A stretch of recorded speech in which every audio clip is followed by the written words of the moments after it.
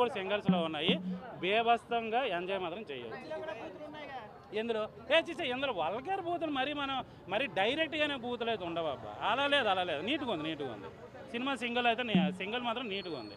బూతులు అలాంటివి ఏం లేవు, వల్గారిటీ లేదు. నేను చిరంజీవి ఫ్యాన్ అని తెలుసు కూడా నువ్వు అడుగుతున్నా కూడా. ఎంతకంటే దరిద్రమైన ఇంకోటి ఉండదు ఆ క్వశ్చన్. డబల్ మీనింగ్ వేరు, బూతులు వేరు స్వామి. బూతులు డైరెక్ట్ నువ్వు సినిమా చూసావా? ఏం సినిమా అది? ఇటు 3లో బూతులు లేవా? డైరెక్ట్ బూతులు లేవంటే నా చెప్తే నేనే కొట్టుకుంటా. ఉన్నాయా లేవా? బూతులకి డబల్ మీనింగ్కి నేను అదే అంటున్నాను. ఫ్యామిలీస్కి కూడా ఇవే అవసరమేమో అనుకుంటున్నాను. రేపొద్దున ఈరోజు నాని గారు హిట్ వచ్చింది, రేపొద్దున ఇంకో 10 మంది హీరోలు వస్తాయి. ఫ్యామిలీస్ కూడా డైరెక్ట్గా మాట్లాడి కూతుర్ని చెల్లెల్ని తీసుకెళ్ళి సినిమాని అలా డైలాగ్ కొన్ని చెప్తుంటారు కదా. ఆ పక్కన పిల్లలు ఉంటారు, ఏంటన్నారు అంటే ఇరమరిచి ఇది అంటున్నారు, ఇదేనమ్మా, నెక్స్ట్ మీరు ఫర్దర్గా ఏజ్ అయితే మీరు ఇదే చెయ్యాలని క్లియర్గా చెప్తారేమో మరి. నేను అరే బూతులు 100 మంది మాట్లాడి సెన్సార్ వాళ్ళు ఏం పీకుతున్నారు అసలు వీళ్ళు? సెన్సార్ డిపార్ట్మెంట్ ఎందుకు?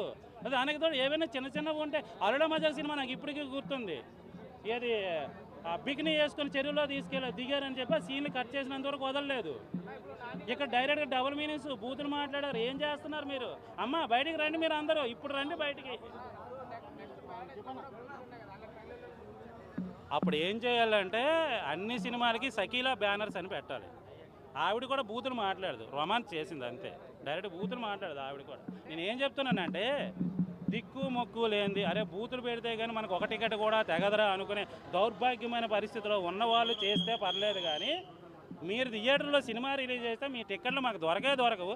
అలాంటి మీకెందుకు దౌర్భాగ్యం పడిందని మీరు బట్టలిప్పి తిరుగుకుంటారంటే నాకేం పోయింది?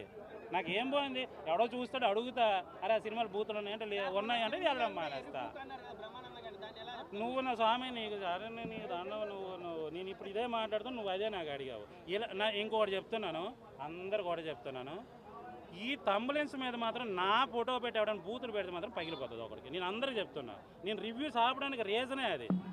బూతులు పెడతారు అది చెప్తున్నా. అది ఎవడైనా సరే ఆ ఛానల్ డైరెక్ట్గా ఆఫీస్కి వచ్చి కొడతాను ఎవరికనుకో. డెఫినెట్గా చెప్తున్నాను, నా బూతులు పెట్టే తంబులెన్స్ మాత్రం ఎవ్వడు పెట్టకండి. అది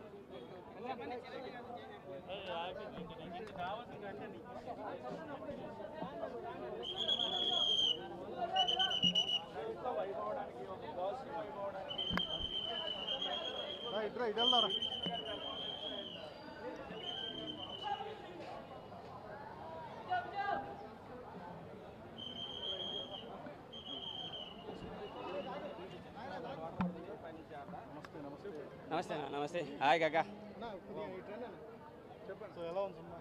సింగిల్ ఐ లవ్ సింగిల్. నేను సింగిల్ కాబట్టి చాలా బాగుంది, మంచి ఎంటర్టైన్మెంట్ మూవీ.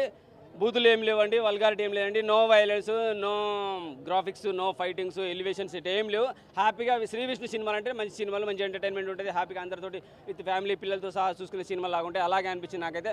ఎక్కడ బూతులు కనపడలేదు, వైలెన్స్ కనపడలేదు, వల్గారిటీ కనపడలేదు. అలాగే శ్రీ విష్ణుతో పాటు వెన్నెల కిషోర్ ఉన్నాడు.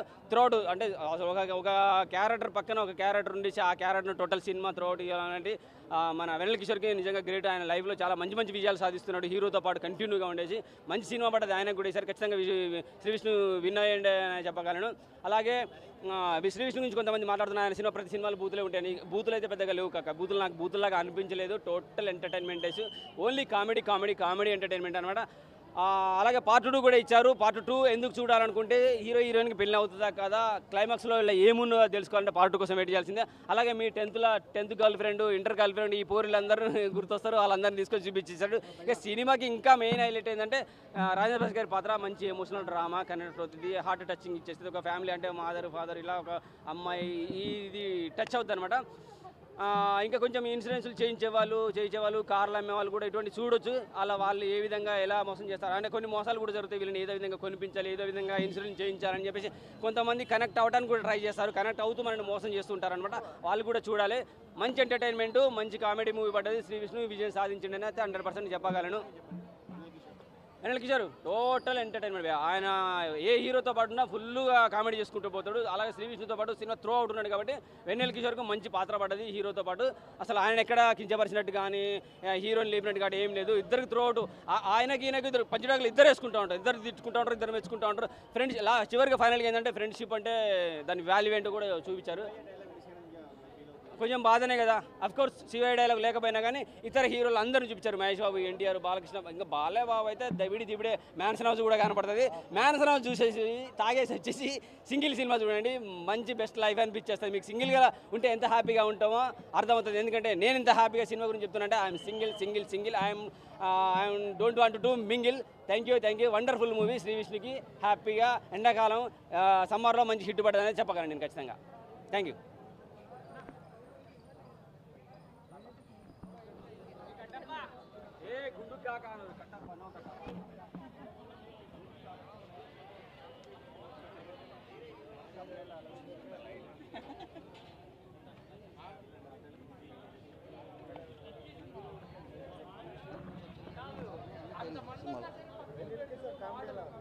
వెన్నెల కిషోర్ గారిది అండ్ శ్రీ విష్ణు గారిది non stop entertainment through out the film వాళ్ళ మీద నడుస్తుంది.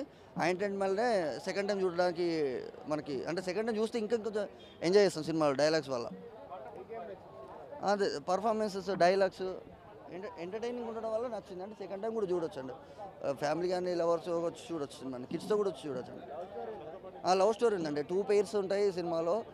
Through out the movie with పేరుతోనే ఉంటాయి లవ్ స్టోరీ, మంచి లవ్